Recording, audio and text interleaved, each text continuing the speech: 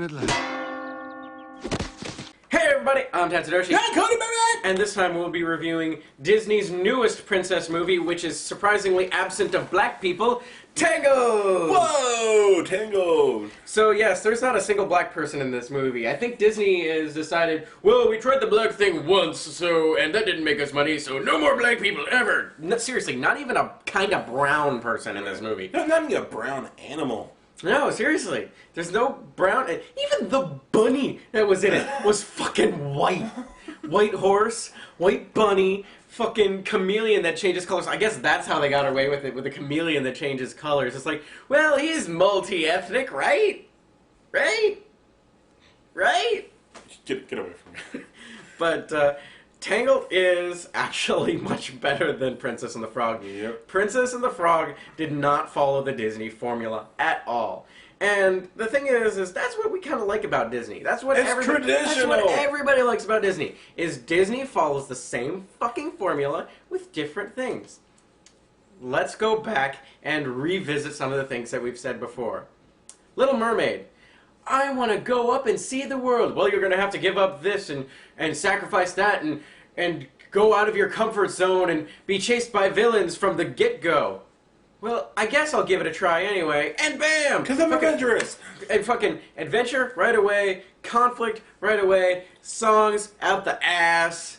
Fucking everything was immediate. It was instant gratification from the get-go. You had a quick backstory, and then bam, right into the bullshit. Aladdin. Quick backstory with a fucking song this time. Bam, right into the bullshit. Lion King. Quick song, intro, bam, into the bullshit. Beauty and the Beast. Song, bam, into the bullshit. Disney's fucking formula. And here is Princess and the Frog.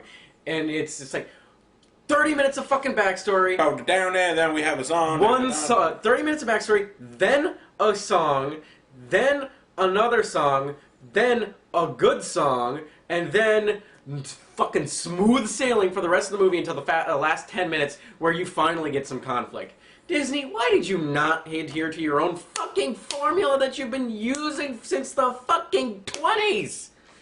So Disney's like, fuck, we probably should have listened to people and just kept to our formula. So they did this time.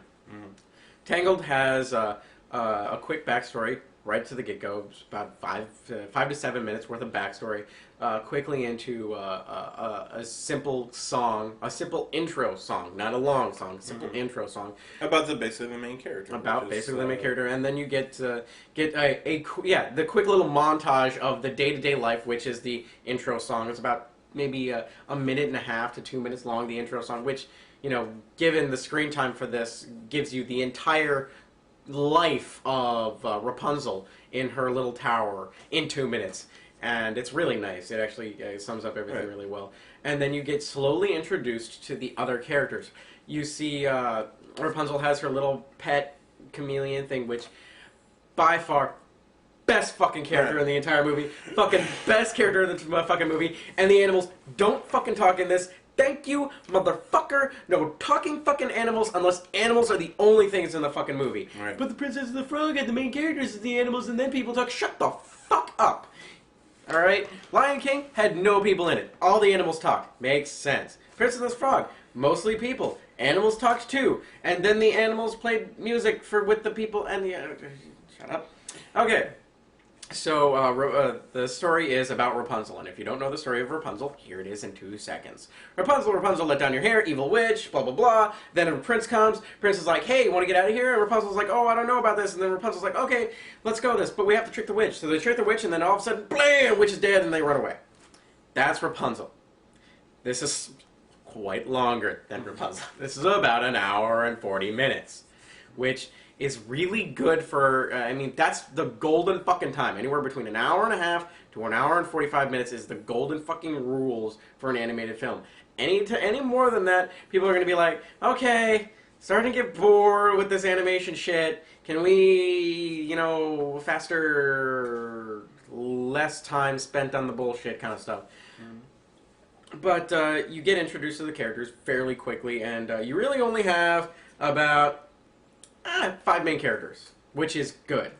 The main Too many main characters, and you start getting too many main characters, and of the 5 main characters, 3 of them are human, and 1 of them's the villain.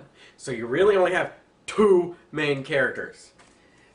So you have 2 main animals, 2 main characters, and your villain. Simple fucking stuff.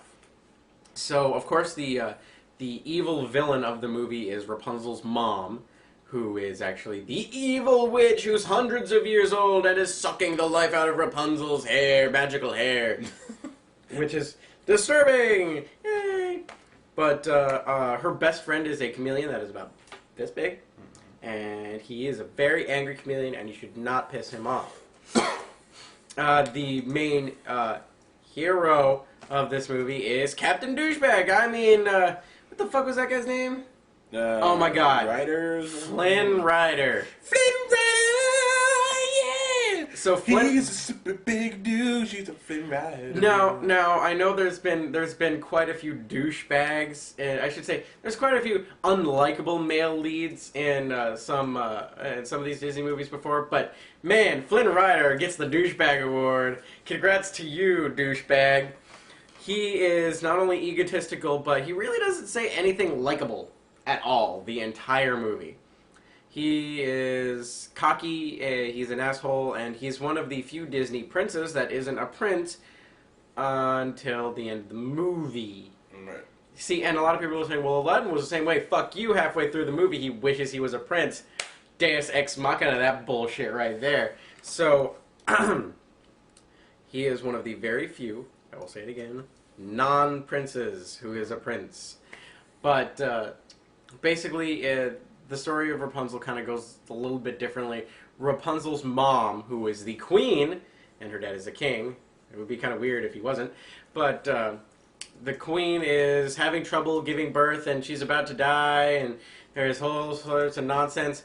And there's this magical flower that this witch has been singing to and getting her life back for hundreds of years, and she's been hiding it and hiding it. But then the king, all the king's horses and all the king's men go out to find this flower. They actually find the flower, take it, boil it in some water, have the queen drink it. She is fine.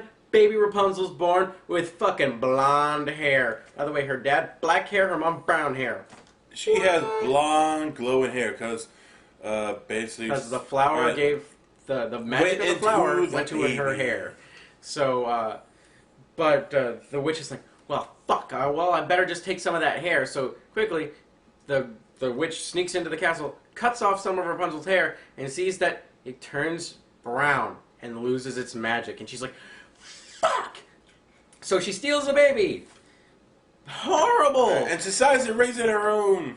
So she raises it. She raises Rapunzel as her own child in a tower with only one door that eventually is covered with vines and weeds and rocks so that Rapunzel can't leave. And basically she goes over there every couple of days and sings to Rapunzel's hair, makes her some walnut or what is it, acorn apple? Hazelnut. Hazelnut soup, there you go, hazelnut soup. There better be some fucking meat in that hazelnut soup. But make some hazelnut soup and then be like, do, and then walk away. And, yeah, and of course the mom's the cunt. The mom is the villain. Thank you. Yeah, but every year on Rapunzel's birthday, the king and queen of the entire kingdom that Rapunzel is the princess of light lanterns, and the entire kingdom lights lanterns and sends them into the sky. And Rapunzel's like, man, I wonder what that is. I want to go there for my birthday. And of course, Rapunzel's mom, the villain, the douche nozzle, is like, no, you can't leave.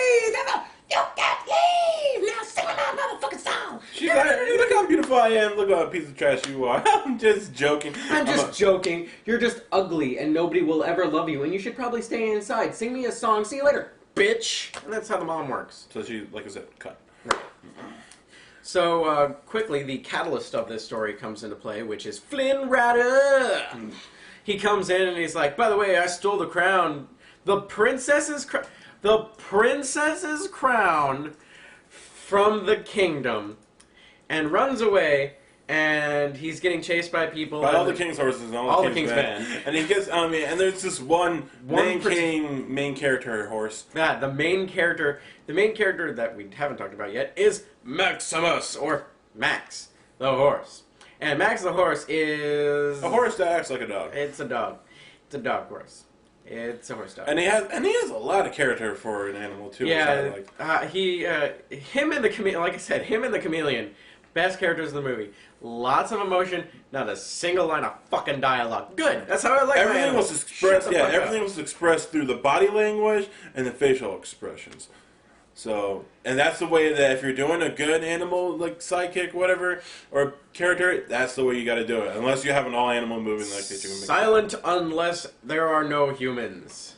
So, basically, what happens after that is Flynn Rider stumbles upon the tower, climbs the tower, gets knocked out by a Rapunzel. The sixth main character of the movie. A frying pan. And God, we're gonna see a lot of the fucking frying pan in this movie. That made him happy. Because it wasn't just like, oh, frying pan, and then the frying pan goes away. The frying pan goes throughout the whole damn movie. Yeah, it does. To the very end, with like, it just becomes like a weapon of choice. Yeah, the entire kingdom at the end of the movie, they get rid of swords and they replace them with frying pans. Good for you. So anyway, but basically Flynn Rider comes in and is like, all right, I just been booked. Yeah. So Rapunzel shoves him in the closet and she's like, yes, I'm strong. I am woman. Hear me roar. Meow. So she's like, I'm gonna tell my mom that I have a guy in my closet. Right, but then the mom's, of course... You're not leaving ever! But the mom's such a cunt that, Rapunzel's like, you know what, maybe I'm not going to tell my mom, like, kind of a mom. So she's like, I'm going to try to be something secretive. So that's what she does. So she interrogates the guy, like... A little adventure, a little rebellion. It's good for you. It's good for a kid. Right. So she interrogates the guy, and and she basically says, it's like, you know what, you and me, we're going on an adventure, or you're not getting the crown. And he's like... Well, how about this for a proposition? Yeah. And that's what he does. That's his thing. Right. That's his, I'm going to save the day. So he tries to be like suave and smooth. But she's been locked in a tower for 18 years, so she doesn't even know what he's doing. She's like, yeah. What do you have? So she has no idea what like sex appeal really is. It's just like, I just know you're a man. That's about it. I don't know anything about men. Men just... I don't know, assume you have a vagina and boobs under there somewhere. All things are the same to me. So basically she has a compromise, like, I hid in your gem, or not your crown or whatever, and I'm not going to give it to you until you bring me to the floating lanterns. Yes, because it is 2 days from Rapunzel's birthday. She has a day to get there, and then it's Rapunzel... Wait. Yeah. 2 days until Rapunzel's birthday. She's 18, legal, and she wants to go out. So he's like... He's like, well, whatever. So he's like, well, there's no really other way to get out of this. So he agrees, right, so but he reluctantly agrees, and of course his entire plan is to get her to go back there without any trouble, and that doesn't happen. Right, of course, along the way you get your oh shits and your oh mans, and like everything starts going wrong right as soon as they get out, because. Quickly, the mom, quote unquote, mom finds the palace horse, Max, and it's like a palace horse. Oh shit, Rapunzel! So she goes quickly back, and she finds Rapunzel's gone. And while that is all happening, Rapunzel's going through some sort of bipolar disorder, where she's like, yeah, I'm outside, yeah, I'm outside, yeah, I'm outside, yeah, I'm outside, wee, no! And finally, about 10 minutes later, she's like, okay, let's go. So they eventually go off on their adventure, and of course Flynn's still trying to get her to... a lot of guys named Flynn in Disney movies. Flynn is still trying to get her to go home. And they go to this little duck place. It's like the Cuddly Duckling or something, which turns out to be the worst bar in all of everything land. So you have like a whole bunch of grungy guys, big, giant, muscly dudes. Looks like a whole bunch of freaking... and of course, it's like they're Mongolians, I guess, and if anything. And she's, and they're like... And then, of course, they see he has, he's a one man, so he has one posters everyone. So, all right, free money, so they grab him. And then Rapunzel's like, "What are you doing? Don't you have any like dreams? Don't you have a dream?" And all of a sudden the light switch on everybody's heads goes on, and they say, "I think it's time for a star." And then so those guys like, "Yeah, I got a dream to be fabulous." And then so they just start doing this fabulous song. So, and literally what happens is like, "Yeah, I got a fucking dream to be on Broadway." And yeah. And then they're like, yeah, so they do this whole big number, and then they're like, yeah, they just turn out to be a bunch of like guys that act tough, but they're just nerds and fat nerds. And this sort with horrible hook hands, and one guy collects tiny ceramic unicorns. And right. shit. So they become like some other characters. They become the assistant, the small Mongolian monster man army of Rapunzel. Right. So they quickly get out of there, and they're getting tracked down by not only Rapunzel's not mom, but also the palace guards. Max hooks up with the palace guards again, and Max tracks them down to this secret place, and they're running, and all of a sudden, bam! Flood, and all this shit starts happening. Rapunzel uses her hair as a fucking whip and starts flying across Indiana and Jones and shit. Right. And, not good. Yeah, we should probably should have spoiled that much. Good old bunch of chase scenes ensue. So basically chase scenes, and like there's like, Flynn had these other two guys that he was hanging out with, but he decided to cross them and leave them out for the dust to get captured. So of course they want to kill him. Basically everybody wants to kill Flynn Rider. Right. And they're all trying to go after him while he's guiding her back to the place where everybody's trying to kill him.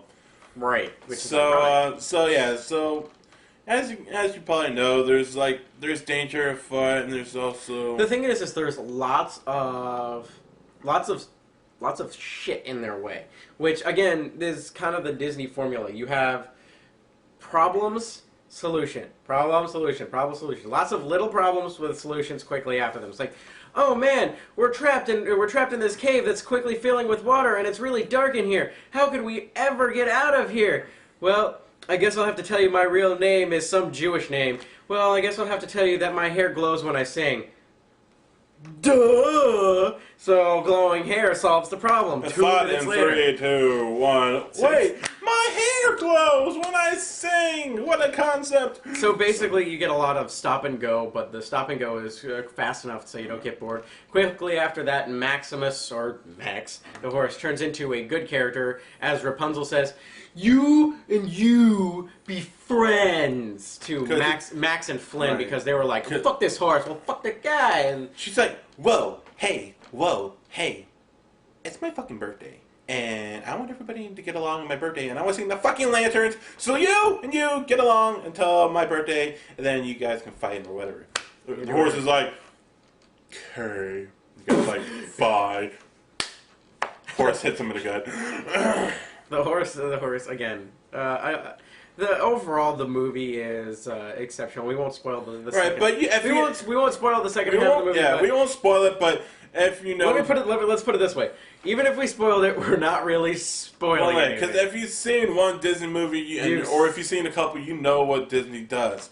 So it's it's blah blah blah. Literally, from the first 5 minutes of this movie, you will know everything that will happen in the rest of the movie, but it is still an enjoyable ride. Right. And there's still some things that are like, whoa. And then, so, Disney classic?